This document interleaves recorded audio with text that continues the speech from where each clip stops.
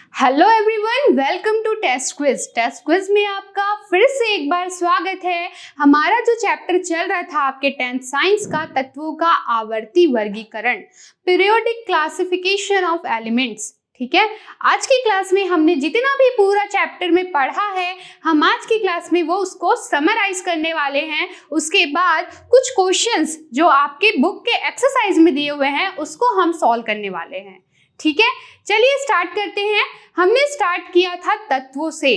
तत्व क्या है, ठीक है, उसके ऊपर बहुत सारे वैज्ञानिकों ने अपने अपने जो मॉडल है वो प्रस्तुत किए। ठीक है, स्टार्ट उन्होंने सर अरस्तु ने किया था। ठीक है, अरस्तु।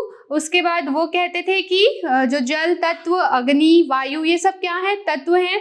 फिर लवाइजिए ने बताया कि नहीं, ऐसा कोई तत्व जिसको और सरल अणुओं में विभाजित नहीं किया जा सकता है, वही होंगे तत्व। फिर स्टार्ट हुआ कि जितने भी तत्व हैं उनको हम क्रम में जमाना स्टार्ट किए। तब हमने देखा डोबेराइनर का त्रिक नियम, उसकी क्या सीमाएं थी वो हमने देख लिया। ठीक है, उसके बाद न्यूलैंड का अष्टक नियम, वो तो हमारे भारतीय संगीत के सुरों से मिलता है। ठीक है, सारे गामा पर। ठीक है, तो इसी तरह से उसके बाद फिर हमने देखा कि मेंडलीफ की आवर्त सारणी, तो लोथर, उससे पहले लोथर मेयर का जो वक्र है, ठीक है, वो किस पे डिपेंडेंट था, तो जो वो लोथर मेयर का वक्र है तो उसमें जो तत्वों के जो परमाणु आयतन होते हैं वो परमाणु भार के आवर्ती फलन होते हैं। वहीं जो मेंडलीफ था उनकी भी जो सारणी थी वो परमाणु भार के आधार पर थी। उसके बाद जो हमारा आज का मॉडर्न पीरियोडिक टेबल है, आधुनिक आवर्त सारणी है, वो किस पे डिपेंडेंट है, that is totally dependent on किस पे, एटॉमिक नंबर, परमाणु संख्या पर। तो आपने देखा था, मैंने लास्ट की क्लास में आप लोगों को बहुत अच्छे से क्लियर किया था पीरियोडिक टेबल। उसमें जितने भी एलिमेंट्स हैं वो परमाणु संख्या के आधार पर जमाए गए हैं। ठीक है, और जो एक समूह है तो उसमें कितने वर्ग हैं, तो उसमें है 18 वर्ग। और कितने आवर्त हैं, तो वो है 7 आवर्त। वर्ग और आवर्त क्या है, तो जो ऊर्ध्वाधर जो ऊर्ध्वाधर स्तंभ के रूप में आपको दिखते हैं वो है आपके वर्ग, और जो क्षैतिज जो रेखाएं हैं वो क्या है, वो सारे हैं आपके क्या कहते हैं हम उसे, आवर्त। ठीक है, इसके बाद हम तत्वों के आवर्ती गुण देख रहे थे। मुझे ऐसा लगा कि शायद आप लोगों को इसमें कंफ्यूजन क्रिएट हो सकता है, क्योंकि हम भी स्टूडेंट्स लाइफ में रहे हैं, तो इस टॉपिक से हमें कंफ्यूज हो जाता है कि आवर्त में दाएं से बाएं जाने पर क्या होगा और वर्ग में ऊपर से नीचे आने पर क्या होगा। इसलिए हम इस क्लास में आपको और उसे ईजी बनाने के लिए एक टेबल के फॉर्म में से पढ़ने वाले हैं, ताकि वो आपको बहुत ईजिली याद रहे। ठीक है, तो देखते हैं कि परमाणु का आकार, परमाणु का जो आकार है वर्ग में, समूह या फिर इसे क्या कह सकते हैं, वर्ग।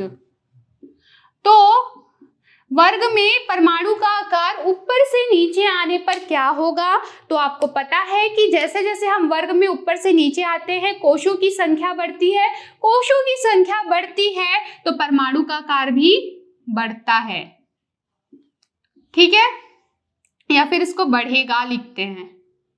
ठीक है, और आवर्त में आप जानते हैं कोशों की संख्या क्या होती है, वही रहती है, लेकिन जो नाभिक से जो आवेश रहता है वो इलेक्ट्रॉनों को खींच के रखता है। इसकी वजह से जो परमाणु का आकार है वो क्या हो जाएगा, घटेगा। ये तो हुई परमाणु आकार की बात। चलिए देखते हैं धात्विक एवं अधात्विक गुण। धात्विक गुण की बात करें तो हर एक वो तत्व, हर एक वो एलिमेंट जो इलेक्ट्रॉन को डोनेट करता है वो क्या बनाता है, धन आयन बनाता है, और जो धन आयन बनाएगा वो होगा धातु। तो समूह में ऊपर से नीचे आने पर जो इलेक्ट्रॉन डोनेट करने की प्रवृत्ति है वो बढ़ती जाती है, तो जो धात्विक गुण है वो क्या होगा, वो भी बढ़ेगा। लेकिन इलेक्ट्रॉन जो डोनेट करने की प्रवृत्ति आप देखेंगे आवर्त में जाने पर वो क्या होती है, घटेगी। तो ये क्या होगा, घटेगा। अब हम बात करते हैं आयनन ऊर्जा की। आयनाइजेशन एनर्जी, आयनाइजेशन पोटेंशियल क्या होता है ये, तो आप लोगों को पता है कि आयनन ऊर्जा मतलब कि इलेक्ट्रॉन जब किसी भी तत्व को उसके गैसीय अवस्था में जो दुर्बल रूप से इलेक्ट्रॉन बंधे होते हैं, ठीक है, जो इलेक्ट्रॉन टाइटली नहीं बंधे होते हैं, उसको निकालने के लिए जितनी एनर्जी देनी पड़ती है, ठीक है, वही क्या होता है, वही होता है आयनन ऊर्जा। ठीक है। तो आयनन ऊर्जा का मान, आप समूह में ऊपर से नीचे आएंगे तो क्या होगा, ये घटेगा, क्लियर। और आवर्त में आप इधर जाते जाएंगे तो जो नाभिक के आवेश के कारण की वजह से वो इलेक्ट्रॉन को जल्दी निकलने नहीं देते, तो आयनन ऊर्जा का मान बढ़ेगा, ठीक है। तो मतलब आपको उसको इलेक्ट्रॉन को निकालने के लिए ज्यादा एनर्जी देनी पड़ेगी, इसलिए उसका मान आवर्त में बढ़ेगा, क्लियर। अब हम बात करते हैं इलेक्ट्रॉन बंधुता की। तो इलेक्ट्रॉन बंधुता, इलेक्ट्रॉन एफिनिटी, जो इलेक्ट्रॉन ग्रहण करने की प्रवृत्ति होती है, ठीक है। जैसे कि क्लोरीन है, वो क्या करेगा, मैं इलेक्ट्रॉन ग्रहण कर लेता हूँ तो क्या होगा, वो एक ऋण आयन बनाएगा। इस ऋण आयन को बनाने के समय एक ऊर्जा रिलीज होती है, एक एनर्जी रिलीज होती है, इसे हम क्या कहते हैं, इलेक्ट्रॉन बंधुता। ये मैंने आपको क्लियर किया है, ठीक है। तो क्या होगा, जब हम समूह में उधर जाएंगे तब क्या होगा, इलेक्ट्रॉन ग्रहण करने की प्रवृत्ति तो वर्ग में ऊपर से नीचे आने की कम होती है, तो ये क्या हो जाएगा, यहाँ घटेगा। और आवर्त में यही वैल्यू क्या होती है, बढ़ेगा या बढ़ेगी, ठीक है। विद्युत ऋणता की बात करें, इलेक्ट्रॉन निगेटिविटी क्या होती है, इलेक्ट्रॉन निगेटिविटी ये होती है इलेक्ट्रॉन ग्रहण करने की प्रवृत्ति दूसरे तत्व के सापेक्ष में। तो जैसे हम आवर्त में जाते हैं तो क्या होती है, वो बढ़ेगी, और वहीं, ठीक है, नीचे आते हैं समूह में ऊपर से नीचे तो वो क्या होती है, घटेगी या घटेगा, क्लियर। इस तरह से हम इस टेबल के फॉर्म में ये देख पाते हैं। आई होप ये क्लियर हुआ आप लोगों को। चलिए इसे रब करते हैं। अब हम देखेंगे कुछ एक्सरसाइज के क्वेश्चन जो आपके बुक में दिए हुए हैं, ठीक है। तो देखते हैं कि क्या है वो क्वेश्चंस। स्टार्ट करते हैं एमसीक्यू से, सही विकल्प चुनियों से। तो किसी तत्व का आवर्त सारणी में स्थान निश्चित नहीं है। तो मैंने आपको बताया है कि हाइड्रोजन एक ऐसा तत्व है जिसे H- आयन डोनेट करने की वजह से उसे समूह 17 जो क्लोरीन फ्लोरीन वाला ग्रुप है ना, उसमें भी जगह मिलती है। और ये हाइड्रोजन जो पहला ग्रुप है उसमें प्लस धन आयन देने की वजह से उसमें भी उसको जगह मिलती है, इसलिए जो हाइड्रोजन का स्थान है वो अनिश्चित है, क्लियर। मैंडलीफ की आवर्त सारणी में तत्वों को किस आधार पर व्यवस्थित किया गया था, तो मैंडलीफ ने परमाणु भार के आधार पर तत्वों को व्यवस्थित किया था, ठीक है। फिर आधुनिक आवर्त नियम किसने प्रतिपादित किया, तो आधुनिक आवर्त नियम जो है, मॉडर्न पीरियडिक जो टेबल है वो मोसले ने दिया था, ठीक है। उसके बाद है समूह में ऊपर से नीचे आने पर धात्विक गुण क्या होता है, तो ऊपर से नीचे आएंगे तो धात्विक गुण बढ़ता है, क्लियर। नेक्स्ट क्वेश्चन है सोडियम लिथियम और पोटेशियम का आकार बढ़ता हुआ क्रम क्या होगा। अगर अब देखें साइज को, तो सबसे छोटा साइज होगा लिथियम का, सबसे छोटा साइज किसका है, लिथियम का। उससे बड़ा होगा सोडियम का, एंड देन सबसे बड़ा साइज जो है वो है पोटेशियम का, क्लियर। अब हम देखते हैं आपका नेक्स्ट क्वेश्चन। कुछ ऐसा क्वेश्चन दिया हुआ है कि उस तत्व को चुनना है, जैसे कि जिसका आकार बड़ा है, तो मैग्नीशियम का 12 और क्लोरीन का 17, ठीक है। ये क्वेश्चन मैग्नीशियम का 12 और क्लोरीन का 17, मैंने आपको बताया है कि आवर्त में लेफ्ट टू राइट जाने पर जो परमाणु का साइज है वो कम होता जाता है। तो किसका आकार बड़ा होगा, मैग्नीशियम का आकार बड़ा होगा। क्यों बड़ा होगा, क्योंकि जो नाभिक के जो आवेश होते हैं ना, वो इलेक्ट्रॉन को और खींच के रखते हैं, जिसकी वजह से जो उसका साइज है वो सिकुड़ जाता है, ठीक है। तो वो घटता जाता है। वहीं बात करें हम सोडियम और पोटेशियम की, सोडियम का कितना है 11 और पोटेशियम का है 19। लेकिन जैसे हमें पता है कि आवर्त सारणी में, पीरियडिक टेबल में जब हम ऊपर से नीचे आते हैं, टॉप टू बॉटम आते हैं, तो क्या होता है, जो कोश है, नंबर ऑफ सेल्स है वो बढ़ते जाते हैं। इसीलिए क्या होगा, जो पोटेशियम का साइज होगा that will be greater than sodium, ठीक है। चलिए नेक्स्ट क्वेश्चन क्या है, नेक्स्ट क्वेश्चन है ए बी सी की परमाणु संख्या 3, 9 और 11 है।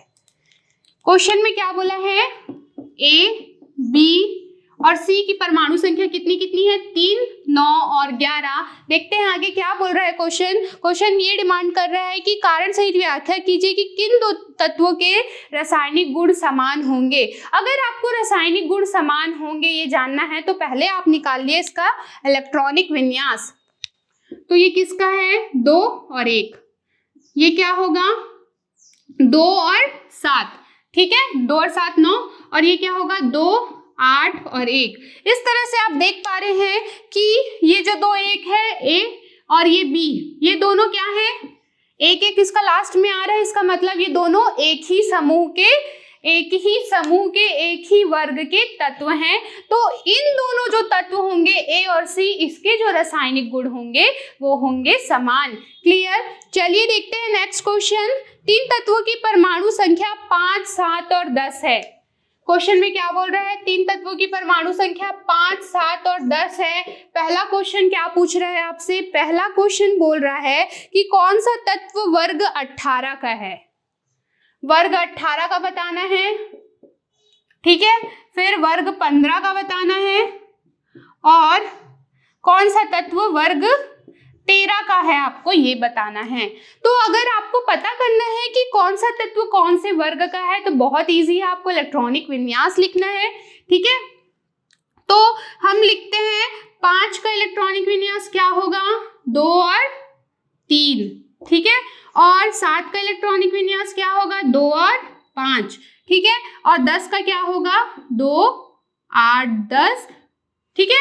तो इस तरह से आप देख पा रहे हैं कि जो भी 8 वाला है ये कौन से ग्रुप में जाएगा? 18, मतलब कि जिसकी परमाणु संख्या 10 है वो वर्ग 18 का ग्रुप है, वर्ग 18 का एलिमेंट है जी। 5 है ना, तो ये 15 को दर्शाएगा, तो ये किसका है? जो 5 जिसकी परमाणु संख्या है वो वर्ग 15 का एलिमेंट है, और ये जो 3 है वो 13 को दर्शाएगा, तो मतलब कि जिसकी परमाणु संख्या 3 है वो कौन से ग्रुप का मेंबर है? वो वर्ग 13 का मेंबर है। क्लियर? चलिए नेक्स्ट क्वेश्चन है, किसी त्रिक के 3 तत्व ए बी सी 3 तत्व है। चलिए पहले से रब कर लेते हैं।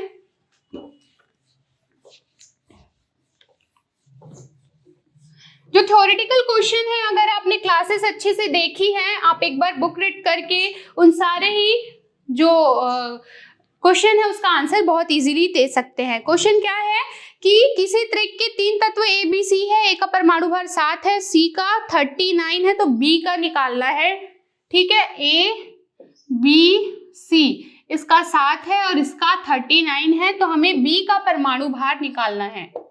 क्लियर? इसको निकालना है डोबे-राइनर के त्रिक नियम से। डोबे-राइनर का त्रिक नियम यही कहता है कि जो पहला तत्व और जो तीसरा तत्व है उन दोनों के परमाणु भार का अगर औसत निकाला जाए तो वही मध्य के तत्व का औसत भार मतलब कि परमाणु भार होता है। तो 39 + 7/2 यही होगा ना आपका औसत। तो ये क्या हो गया? 46/2 और इसकी वैल्यू आई 23। इसका मतलब जो B का परमाणु भार है वो होगा 23। क्लियर हुआ ये क्वेश्चन आप लोगों को? चलिए अब देखते हैं आपका नेक्स्ट क्वेश्चन। एक तत्व B का इलेक्ट्रॉनिक विन्यास है 2, 8 और 7। क्वेश्चन क्या बोल रहा है? B का जो इलेक्ट्रॉनिक विन्यास है 2, 8, 7 है, और जो A है, ठीक है, उसके साथ वो कैसा यौगिक बना रहा है? AB2 बना रहा है। तो आपको A की संयोजकता बतानी है, A की संयोजकता, ठीक है। तो उसके लिए पहले आप देखो B की संयोजकता क्या है। B की संयोजकता क्या है? मैंने बताया था संयोजकता मतलब कि साझा, इलेक्ट्रॉन का साझा अपने अष्टक को पूर्ण करने के लिए। इसके वाहतम कोश में इसके आउटर मोस्ट शेल में कितने इलेक्ट्रॉन है? इसके आउटर मोस्ट शेल में है 7 इलेक्ट्रॉन। इसको कितने इलेक्ट्रॉनों की जरूरत है अष्टक पूर्ण करने के लिए? 1 इलेक्ट्रॉन की जरूरत है। इसकी संयोजकता क्या होगी? 1, ठीक है। तो यही जो चार्ज है ये क्या है? 1 यहाँ पे हम लिखते नहीं है, लेकिन इसका मतलब यहाँ पे 1 है। लेकिन अगर आपको A की संयोजकता निकालनी है तो A की संयोजकता क्या होगी? A की संयोजकता होगी 2, क्योंकि जब भी हम यौगिक लिखते हैं ठीक है। तो हम जब भी हम यौगिक लिखते हैं तो जो इसकी संयोजकता है वो ए पे लिखेंगे और जो ए की संयोजकता है वो बी पे लिखते हैं, ऐसा क्रॉस लिखने का इसका प्रोसीजर है। ठीक है, जितने भी क्वेश्चंस हैं, जितने न्यूमेरिकल टाइम के क्वेश्चंस थे वो मैंने सारे डील किए हैं। ठीक है, आपको आई होप ये जितने भी क्वेश्चंस है क्लियर हुए होंगे, टॉपिक क्लियर हुआ होगा। आपका ये चैप्टर यहीं पे खत्म होता है। मिलते हैं आपसे अगली क्लास में एक नए चैप्टर के साथ। तब तक के लिए stay home, stay safe, thank you.